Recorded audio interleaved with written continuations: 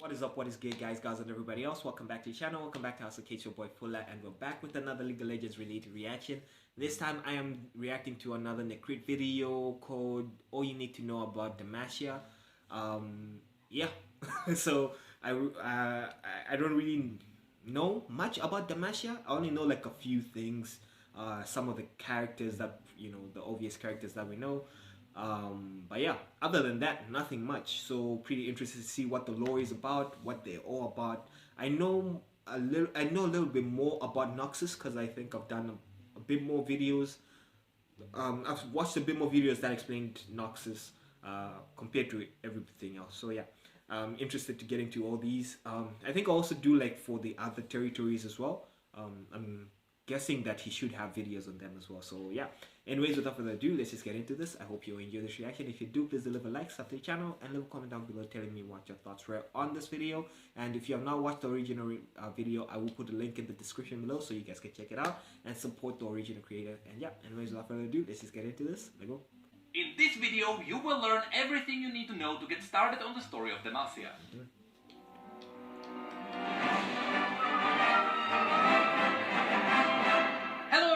Welcome to a new video series where we cover the basic story of each region of League of Legends. Okay, so this series will be aimed at people who don't know a lot about the lore of League of Legends, and they are looking for a good starting point. But if you already know the lore really well, at least we can use this video to summarize all the lore that remained canon. Okay. So, without further ado, let's have a look at our first region. I keep on saying Demacia. that I'm going to check Demacia out is the youngest region of the Runeterra. map, but the history of Demacia begins during the Rune Wars, which was about 1000 years ago. Okay. I don't want to bother you too much with the full history of Runeterra, because Demacia has a complicated story on its own, but the TLDR version of the story is that celestial beings created Runeterra using the World Runes. But after an accident, these runes were lost and scattered across the very planet they created. Millennia passed, ancient kingdoms fell, the Darkin Wars turned the world upside down, and new kingdoms rose. Yep. And it was after Mordekaiser tried to conquer the world that the Rune Wars truly began. Around the world, people started discovering the World Runes, and allegedly, in self-defense, people started using them to nuke their neighboring self-defense nations. My ass. Soon, citizens of every bigger city were in danger, and people started fleeing away from all the big regions. Eventually, as these refugees fled to the west, they stumbled upon an unusual forest that had the ability to absorb magic. It was a safe place where the Rune Wars couldn't harm anyone. This forest. Yes. Later, these refugees figured out how to combine the bark of these trees together with ash and limestone to create petricite, a white stone-like material that mitigated all magic. And it was with the help of petricite that the kingdom of Demacia was built, free from all magic. That's why Demacia's buildings are mostly white. It is mostly petricite. The person responsible for the first settlement in the petricite forest and the person who oversaw the construction of Demacia was Orlon. Orlon was a man who wielded a legendary hammer that gave incredible power to its rightful owner. However, Orlon wasn't the rightful owner, and he was on a quest to find the right person. After he died, Poppy grabbed his hammer to continue his quest. However, it is likely that Poppy is the rightful owner, even though she doesn't know it. A couple of years later, Demacia became known as a safe haven from the Rune Wars, and people from all over the world traveled here. One such important man was Skilem of Mount Targon. Since the Rune Wars really raged all over the world, even people around Mount Targon weren't safe. And so, in hopes of saving their village, and despite the fact that they were expecting a child, Skilem and his pregnant wife Mira climbed the legendary Mount Targon. There the gods would help them. When they reached the peak, Mira was chosen as a vessel for the aspect of justice. And soon after that, the twin sisters Scale and Morgana were born. Since Mira was now a fearsome warrior greater than any mortal, Skilem began to fear her new divinity. The Rune Wars were still raging, and Mira was fighting battles on battlefields far away. So in order to protect his two daughters, Skilem waited for Mira to leave once more, and he fled with both daughters across the sea. From this point on, we don't know what happened to Mira. Kilem raised his two daughters in Demacia, until the day Mira's blade fell from the heavens and landed in front of Gale and Morgana. It split in two, and each one of the sisters picked up one half. That's how Gale and Morgana became the twin aspects of justice. Gale quickly embraced their new calling, and she rallied an order of judicators on the peak of Silvermare, with a man called Ronas being Gale's champion. Together, Gale and her new followers would enforce the law and punish all sinners. A few battles later, while protecting their kingdom, Gale and Morgana became known as the Winged Protectors. And they are the reason why Demacia uses a lot of angelic wings in their architecture, including Galio, but more on that later. On the other hand, Morgana was trying to understand the sinner's point of view, instead of punishing them straight away. And for this, Gale's judicators started distancing themselves from Morgana more and more. And in the end, because Morgana was acting against their laws, Ronas himself tried to imprison Morgana. But since she had no other choice, Morgana had to kill Ronas in order to protect the innocent. This caused Gale to go on a justice-driven rampage, and she called a rain of divine fire on the city of Demacia, allegedly to purge the city of all sinners. Yo, Morgana that's couldn't crazy. stop her sister's rampage in time, and their father, Kilem, died that day, crushed by the crumbling city. Gale smote him down for the crime of stealing his daughters away from their mother. After this, Gale flew into the heavens, Morgana went into hiding after she threw away her blade and bound her wings with chains, and the people of Demacia had even more reasons to fear even the divine magic. Over the centuries, the stories of the twin aspects became just that, stories. But even there, Demacia remembers only one Winged Protector, with Morgana being all but forgotten. Obviously. As centuries passed, the people of Demacia started looking for ways to protect themselves beyond their patricide kingdom. That's why the legendary sculptor Durant was commissioned by the king to create Galio, a massive patricide statue that they could bring with them when fighting on faraway battlefields. There are two reasons why Galio looks the way he looks. Because it happened so long ago, depending on which Demacian you ask, some say his wings represent the Winged Protector, but others say he was sculpted after the native silverwing raptors. No one really knows what exactly Durant did to achieve this, but legends say that if Galio absorbs enough magic, he comes alive. Now, of course we know that patricide doesn't just mitigate magic, it absorbs it. But magic doesn't make patricide sentient. When he shows up, is he alive or is he just like acting as a golem? So it is obvious that Durant did something special with Galio. We just don't know what. The only hint we got was an unreleased image of Durant's blueprints. Here we can see an image of Swain's demon. Interestingly enough, the same image was shown in Lux's comic, but there it didn't show the demon. So still, it is all just a massive speculation. And as Swain says, his secrets died with his sculptor. What is Swain's demon? A few more decades later, after the creation of Galio, the modern history of Demacia was begins. It captured by and this here is guy where all or the present stories happen. What happened? Because Demacians in general have very bad experience with magic, either because of the rune wars or the ascendant that were meant to protect them, they became paranoid. And the new law bans the use of any magic whatsoever. What's worse, you don't even need to use it. You are not allowed to even be able to use magic. So if you were born a mage, tough luck hiding it. Because Demacia has ways of finding out what you really are. But it's not like you wanted to be born with it. Enforcers called the Mage Seekers. Their job is to find mages inside Demacia. The Mage Seekers wear blue capes and silver half masks, so it is easy to distinguish them in the crowds. But what makes them special is that they usually carry a weapon of their choice and the Grey Mark. The Grey Mark is a disc made out of petricide, so it absorbs magic. And the Mage Seekers carry this Grey Mark near people to see if they are mages. Now, how did that girl a mage, one of three things can happen. Hide herself so much for so long? Normally they just exile you beyond their borders. But here we should also mention their special case of exile. This isn't normally done to mages, but should anyone in the Demacian military severely break their laws, for example, people died because they didn't follow an order, they would be sent specifically to Mount Targo, because the punishment for soldiers who break the laws is to climb the mountain. And usually, this was a death sentence. Of course, most Demacian outlaws never climb the mountain. They just flee and start a new life somewhere else. Yeah. But for example, Tariq did climb the mountain. A lot of sense. He faced his punishment for letting his comrades die, he conquered the mountain, and he became a vessel for an aspect. Honestly, it is just Is cool anybody, to see that everybody even who though goes the up legends there of the Winged Protectors become are a vessel? forgotten, Demacians still remember their roots, and they use Mount Targon as a part of their culture. Anyway, let's get back to the punishments. Option 2 when someone finds out you're a mage. They try to purge you. Demacians see magic as an affliction, and they try to cure it as if it was a disease. Okay. And most of the time, this means torture. By far the most cruel way to cure magic is to make the victim drink a petricite potion. This is a simple concoction that has pieces of petricite in it. When a mage drinks it, they feel pain similar to their soul being ripped from their body. It's because magic is quite literally part of their body, Damn. and petricite would be ripping it out from the inside. The sad thing is that magic can't really be purged, so in the end the victims either die of exhaustion, are executed, or they are exiled. The last option That's when someone fucked finds out you're a mage up, yo. is that they straight up kill you where you stand. Oftentimes this is done by a mistake. Because Demacians see mages as extremely dangerous, they don't hesitate to attack at the slightest sign of danger, even if nothing is happening. That's So insane. with all of Yo. this said, is it safe to say that all Demacians are controlled by prejudice towards mages? No. And here is where the plot twist happens.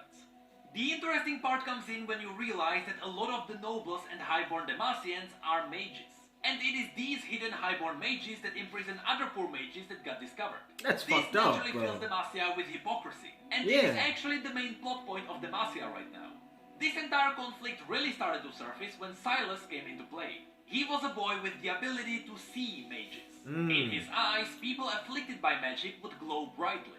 So of course, the mage seekers brought him to the capital city and used him for their cause. However, not only could Silas see the mages in the poor villages, but he also saw all the hidden highborn mages. Damn. And that was a problem, because this knowledge gave him a lot of power when he grew up. But Silas wasn't the only one who could literally see the hypocrisy. Because mages generally stay in hiding, they live in smaller villages and they help poor communities. Usually they use their magic to grow crops faster, hunt for food, or protect the village from monsters.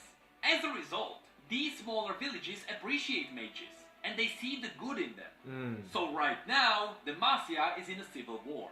The nobles of the capital city Obviously, enforce bro, laws if there's that ban this all much magic, hypocrisy, while the common maybe. people fight for the mages' rights, because they are tired of their children being taken away Yeah. simply because they were born afflicted. This is all the basic information you need to understand all of Demacia. From this point on, no matter what Demacian story you decide to read, it should always make sense to you. But there are more interesting connections you should know about. So let's now explain the map of Demacia a little bit more. By looking at the map, you can see that Demacia is surrounded by mountains. This plays into the overall theme of living in isolation from all magic. The capital city of Demacia is simply called the Great City of Demacia. The reason for this is because Demacia was built as a single settlement in a forest. That's what Demacia used to be. It was just one place, but it grew into a nation over time. The northern mountains are shared with Freljord. Because of this, every now and then, the northern cities have to repel raids from the Freljordian barbarians. And ever since Sejuani became the leader of the Winter's Claw, these raids became more frequent. But the most famous place for repelling Freljordians isn't in the north. It's actually a coastal city to the east. Dawnhold became famous after members of the legendary Dauntless Vanguard set entire fleets of Freljordian ships on fire. After this event that is now known as the Battle of Dawnhold, Freljordians rarely send their ships to attack Demacia. How badass are these Dawnhold in the Freljordians? mountains, we can find Fosbarrow, named after Fossian Crownguard, who was Garen's and Lux's great-grandfather. This place can sometimes be called the Haunted Town, because it was haunted by a certain nightmarish demon. East of that we have High Silvermare. Not only is this the place where Lux and Garen grew up, but this place is also known for its Silverwing Raptors. Also, don't forget that according to the legends, Silvermare is where Gale started her Order of Judicators. Further up to northeast we have Uvendale. We know this town as one of the places where Poppy tried to find the rightful owner of the Hammer of Orlov. I really need to get into the whole this Poppy town is where Quinn was born. lore. Next, we should go further east, beyond the borders of Demacia. You can notice that there is a place that doesn't belong to any region. Primarily, that's because it's a contested area. But it's also because there is actually a small nation called Arbormark. And even though the Arbormark have powerful mages as their leaders, they've been allied with Demacia for many years.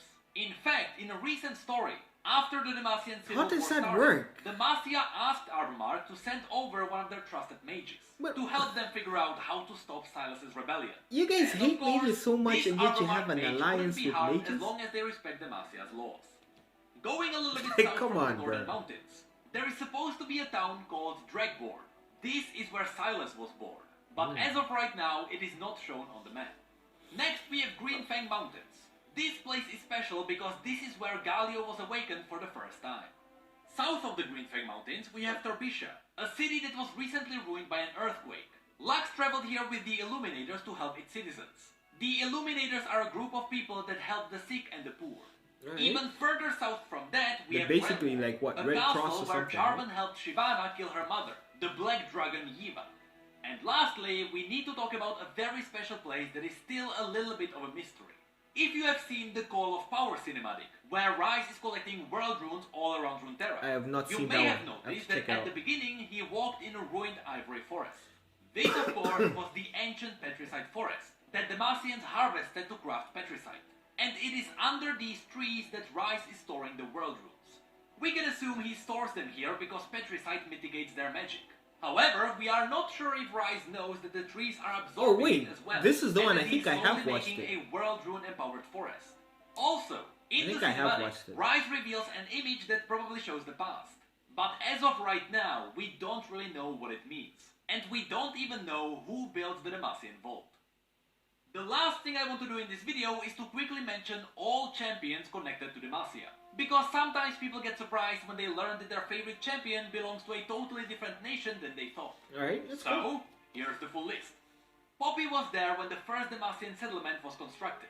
Gale Okay. and Morgana were big parts of old Demacia.